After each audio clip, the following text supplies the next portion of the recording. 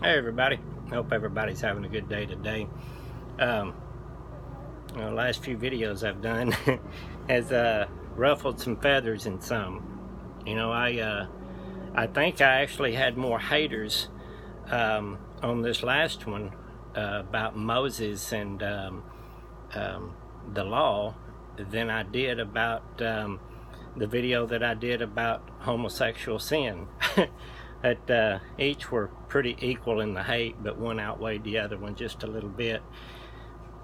It's amazing to me how people hold on to certain things so hard and refuse to let go, even when the proof is right there in front of them. I think they call that cognitive dissonance.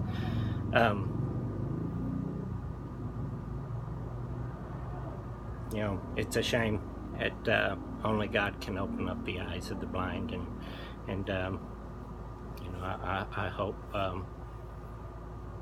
hope He'll do that one day. Anyway, today I want to talk about some things that more on about the law, but it's also, there's a verse in here that I'm going to read that is used a lot by people to use fear to instill in others, to make them think if you don't do this or don't do that, and you do it the way we say to do it, then Jesus is going to say, "Away from me, I never knew you." It's a scary thing to hear, So I want to put that in proper context today, because God is love, and in Him is no darkness, and perfect love casts out all fear. So we shouldn't have any fear with this. All the verses where it says fear of the Lord and all that stuff, it actually in the Greek and in the Hebrew means reverence of the Lord, not fear. So anyway, I want to read 1 Corinthians chapter 1 verse 26 through 36. I've read this quite a bit. A lot of people ask me, they say, if you don't believe that the Bible is perfect and infallible, then why do you use it so much? I use it because that's all Christians will listen to. So I try to point out the falsehood with their own idol. That's why I use it so much. I would love to do every video just speaking from the Spirit, but people always want Bible verse to back things up, so I got to do it. Anyway, 1 Corinthians chapter 1 verses 26 through 31. Paul wrote, "Brothers, think of what you were when you were called. Not many of you were wise by human standards. Not many were influential. Not many were of noble birth. But God chose the foolish things of the world to shame the wise. God chose the weak things of the world to shame the strong. He chose the lowly things of this world and the despised things and the things that are not to nullify the things that are, so that no one may boast before Him. It is because of Him that you are in Christ Jesus, who has become for us wisdom from God. That is our righteousness, holiness, and redemption. Therefore, as it is written, let him who boasts, boast in the Lord." Now, you guys that have had an encounter with God and you've been changed by God in the blink of an eye, you know that it was by none of your works. God did all the works. It was amazing.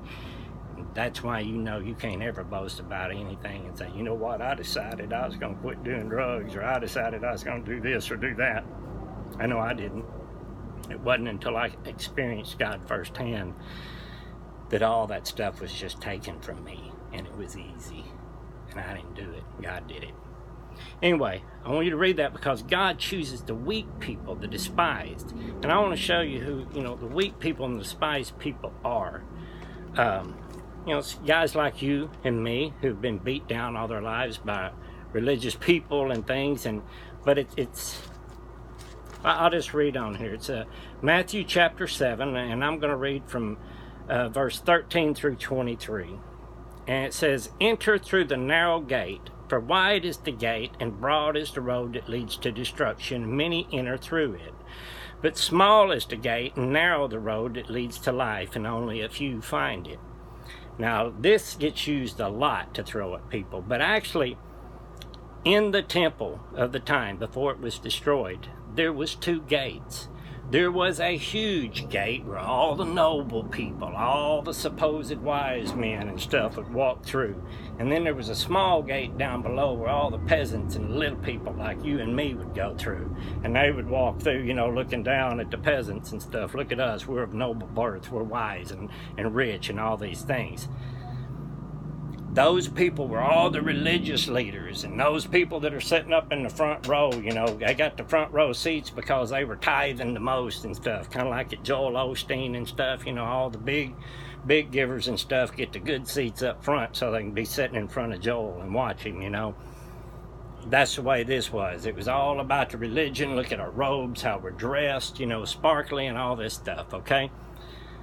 There was the wide gate and then the narrow gate.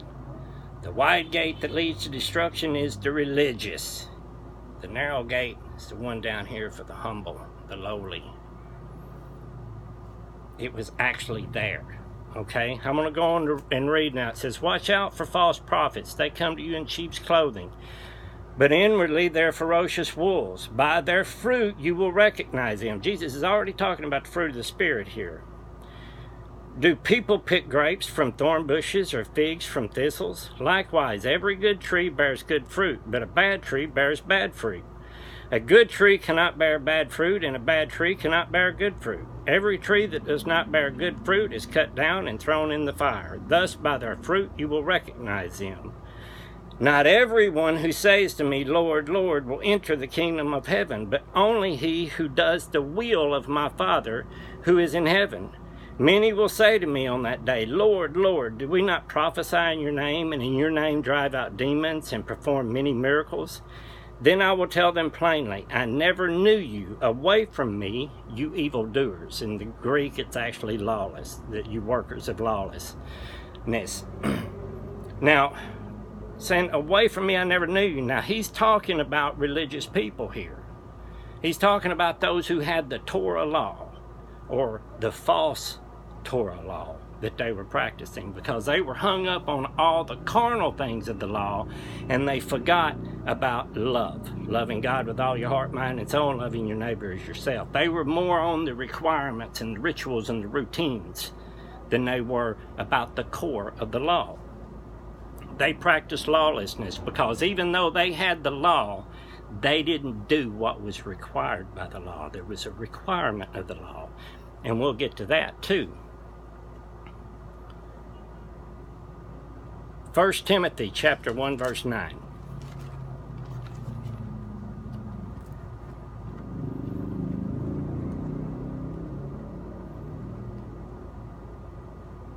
Paul wrote, we also know that the law is made not for the righteous, but for lawbreakers and rebels, the ungodly and sinful, the unholy and irreligious, for those who kill their fathers and mothers, for murderers. Okay? It's saying that the law was for bad people that didn't have a moral compass. I personally, from my past, know some scary people. I know some people who the only reason they don't kill people to take what they want is because of the law. They know if they get caught or get in trouble for that, they will go to jail. They have no conscience. It's like they have no soul. These type of people are good for doing certain things if you're in that kind of business. But whenever it comes to God's requirements, they're not. They need a law so that they will abide by it. Otherwise, they'll kill you and sit on your rotting corpse and eat a sandwich and won't have a problem with it. You know, they have no consciousness, no soul. Can't remember what type personality that's called, but there is people like that out there, and I know some.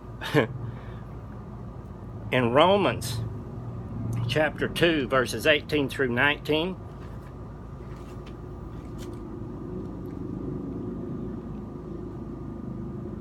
I'm sorry, 13 through 15, it's written, for it is not those who hear the law who are righteous in God's sight, but is those who obey the law who will be declared righteous. Indeed, now listen to this, when Gentiles, that means heathens, who do not have the law, do by nature things required by the law.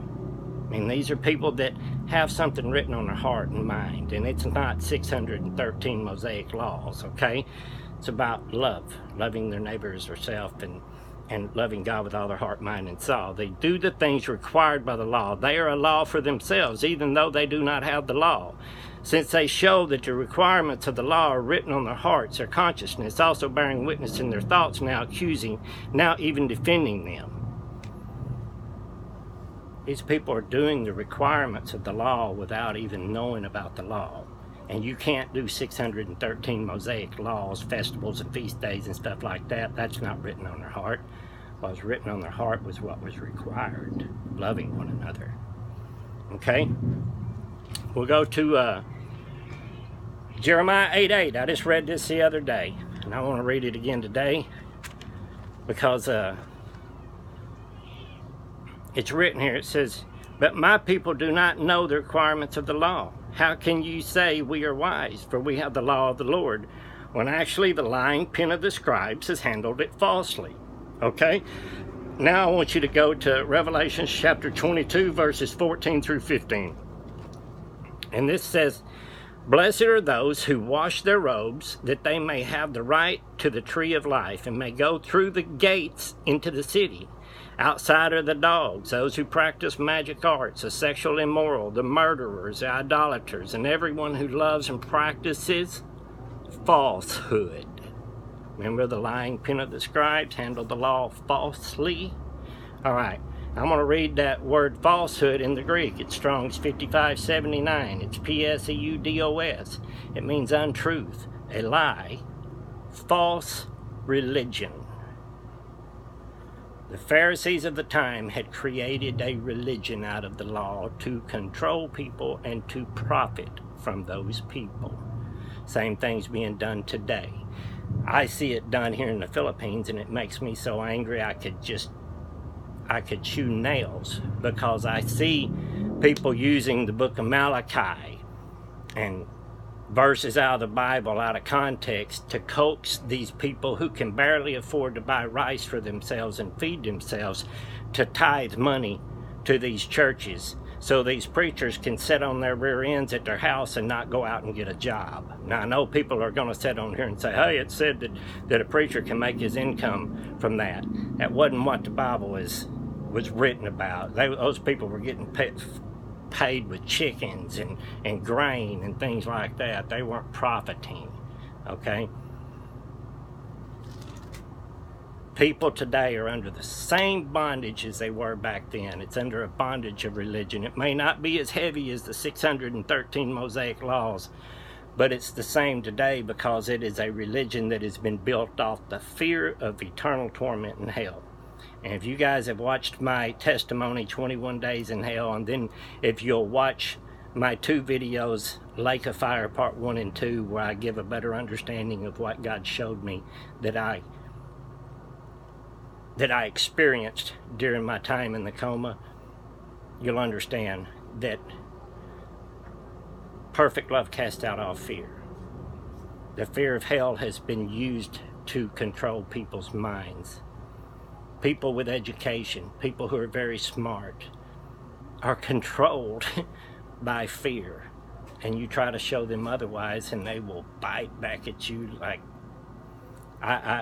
These past few videos I've been doing, I've been seeing some Agent Smiths come out.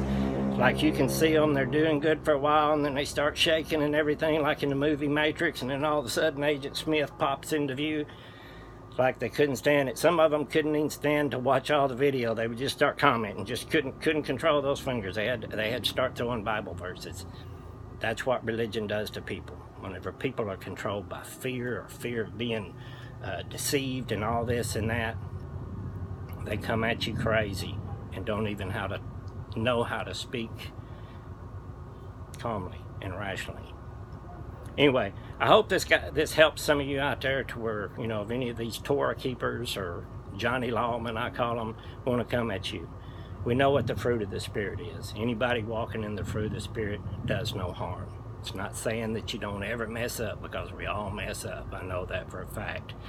But whenever God sets you free from something, you are free. I am free from drugs, depression, suicidal thoughts, and I have never, ever in 6 years even thought about going back to that way of life. Anyway, I love you all. God bless.